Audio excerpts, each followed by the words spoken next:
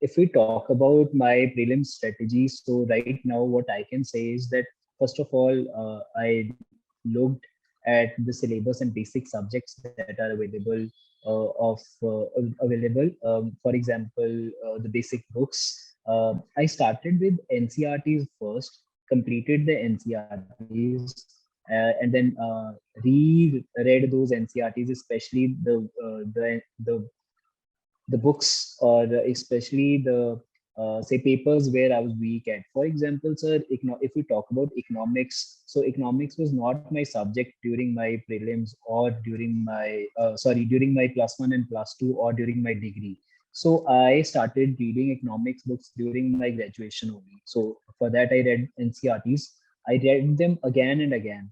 So till the time I was sure that my basics were clear about it. And basically I started with NCRTs, then I moved to the basic books, Lakshmikant and Spectrum. And for history, I was for ancient and medieval history, I didn't follow any major basic book, reference book. I followed Tamil Nadu boards books only of class 11th.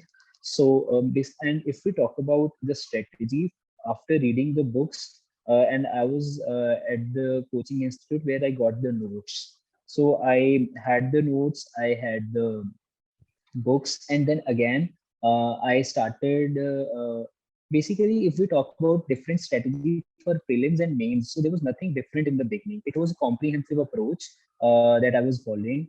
And by the end of December month, I started my answer writing practice, which lasted for only few days, and I was not able to continue it for long. And then later on, I started working on basically prelims mock tests. So I gave number of mock tests. In my first attempt, I wasn't able to give a large number of mock tests. Only 12 or 13 mock tests I gave, I believe. And later on in my second attempt, I gave 30 plus mock tests. So what worked for me was like continuous revision that I was doing, be it of NCRTs, be it of the basic books, and your test series that you're following, revising from those test series, analyzing those test series. That is again very important, that where you're going wrong.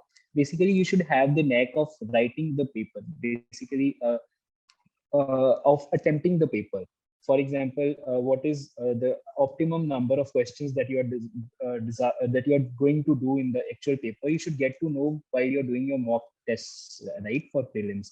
So that was how prelims mock test helped me. And moving towards mains, it was just the syllabus and PYQs that guided me, sir. Because syllabus and PYQs, they are very important to decide your boundaries, that you're not going to go beyond this. And as every topper in UPSC, they say that your resources should be limited. So syllabus will help you to confine to the resources and just to the basic topics that are to be asked. Okay, so I was just confining myself to the syllabus, and each phrase of the syllabus I have prepared very small notes from my own notes and from the basic books. So I was having those revision notes.